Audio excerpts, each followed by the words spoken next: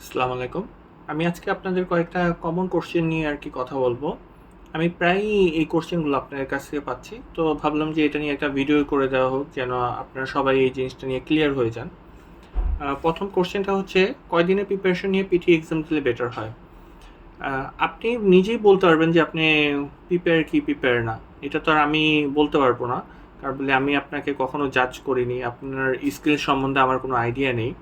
আপনি যদি English medium ব্যাকগ্রাউন্ডের হন, সেক্ষেত্রে আপনি পিটিতে এভাবেই ভালো করতে পারবেন। সেক্ষেত্রে আপনি যদি ট্রিক্সগুলো জানেন, এক্সামের প্যাটার্নটা জানেন, সেক্ষেত্রে আপনার জন্য এনাফ। তো সেক্ষেত্রে আমি সাজেস্ট করব যে আপনারা মক টেস্ট দেন। যদি এরকম হয় যে আপনার টার্গেট স্কোর হচ্ছে 58, তো আপনি যদি 2-3টা মক টেস্ট দিয়ে যদি দেখেন যে প্রত্যেকটাতে আপনি 58 অ্যাবভ পাচ্ছেন, সেক্ষেত্রে আপনি ইজিলি পিটি এক্সামের জন্য রেজিস্ট্রেশন করে এক্সামটা দিয়ে ফেলতে পারেন। সেক্ষেত্রে আপনার বাড়তি কোনো প্রিপারেশনের দরকার নেই। আর আপনার যদি এরকম হয় যে আপনার টার্গেট স্কোর হচ্ছে 58, বাট আপনার স্কোর মক টেস্ট সবগুলোতে আপনি 50-র নিচে পেয়েছেন বা খারাপ করছেন, সেক্ষেত্রে আমি সাজেস্ট করবো যে আপনারা যতক্ষণ না পর্যন্ত আপনাদের মক টেস্টে মার্ক আসছে ততক্ষণ পর্যন্ত আপনাকে রেজিস্ট্রেশন না করাটাই বেটার হবে। কারণ যেহেতু আপনি এতগুলো টাকা দিয়ে পরীক্ষাটা দিবেন, সেক্ষেত্রে আপনার যদি এক্সপেক্টেড মার্কসটা যদি না আসে, সেক্ষেত্রে আপনার পরে দোষারোপ করেন যে এক্সাম সেন্টার খারাপ ছিল বা নয়েজ ছিল। এগুলোর দোষারোপ না করে আপনাদের ফুললি প্রিপেয়ার্ড হয়ে আমার মতো এক্সামটা দেওয়াটা বেটার।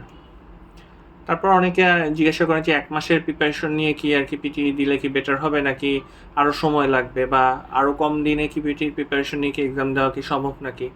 এখন এটাও আপনার নিজের উপরে ডিপেন্ড করে। কারণ আপনি 1 মাসে কি প্রতিদিন 10 মিনিট করে প্র্যাকটিস করছেন নাকি আরও বেশি করে প্র্যাকটিস করছেন, এটা পুরোটাই আপনার উপর।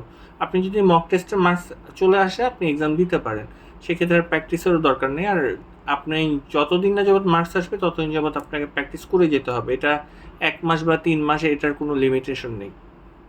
তারপর আরেকটা কোশ্চেন আছে যে পিটি এক্সামের কতদিন আগে রেজিস্ট্রেশন করা উচিত?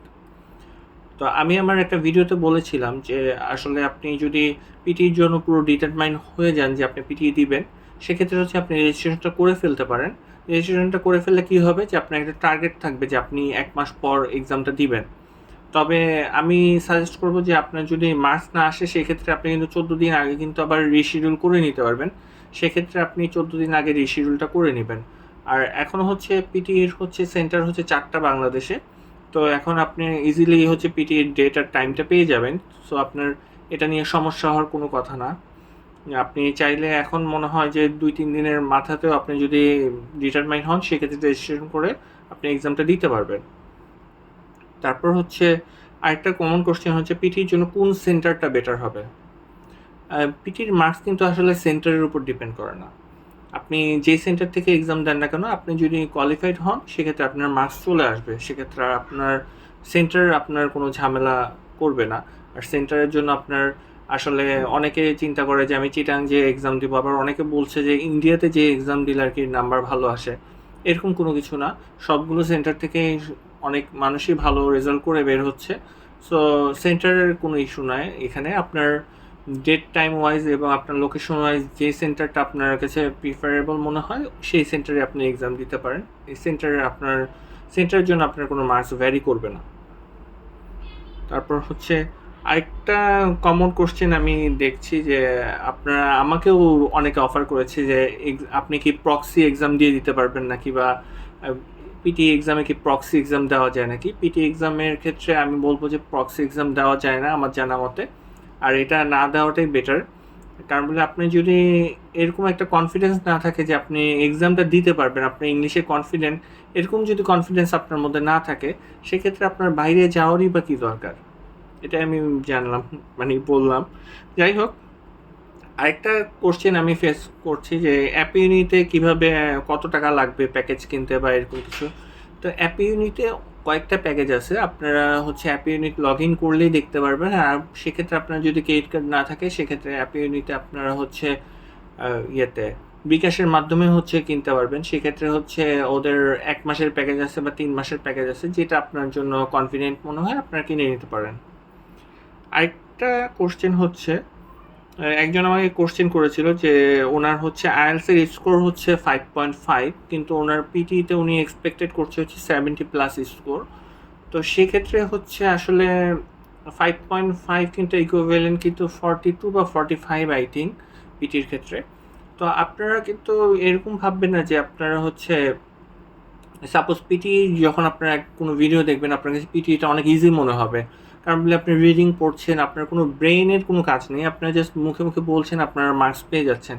কিন্তু জিনিসটা কিন্তু আপনারা যখন রিয়েলিটিতে যাবেন, আপনারা যখন মক টেস্ট দিবেন বা এক্সামের যে প্রিপারেশন নিতে থাকবেন, তখন কিন্তু আবার আপনার মনে হবে যে না, আমি তো 90 এক্সপেক্ট করে আর কি ওই এক্সামের প্রিপারেশনটা নেওয়া শুরু করলাম, কিন্তু আমি দেখলাম যে মক টেস্টগুলোতে আমার নাম্বার খারাপ আসছে বা নাম্বার কম আসছে। আপনার একটা জিনিস মনে রাখতে হবে যে আপনার যদি আইএলস এর যদি মার্কস কম আসে, এর মানে এই না যে আপনি পিটি দিলে আবার মানে আইএলস এর ইকুইভ্যালেন্ট 7 বা 7.5 পেয়ে যাবেন, যেখানে আপনি আইএলস এ 5.5 পাচ্ছেন। এত কিন্তু ইজি না আবার আপনার। হ্যাঁ, এরকম আসতে পারে কয়েকজনের, কিন্তু এটা কিন্তু খুবই রেয়ার। তারপরে এত বেশি মার্কস কিন্তু আসবে না, এত বেশি মানে চেঞ্জ কিন্তু হয় না। সো আপনার ধরেন যে যদি আপনার আইএলস এ হচ্ছে 5.5 থাকে, তো আপনি পিটিই দিলে সর্বোচ্চ 6.5 পর্যন্ত আসতে পারে এটা। মানে পিটি ইকুইভ্যালেন্ট আর কি, আইএলস এর ইকুইভ্যালেন্ট পিটির স্কোরটা। তো আপনারা যদি মনে করেন যে আপনার ডিফারেন্সটা অনেক বেশি আপনার গ্যাদার করতে পারবেন, অনেক বেশি গেইন পাবেন পিটিতে এসে, সেটা কিন্তু হবে না।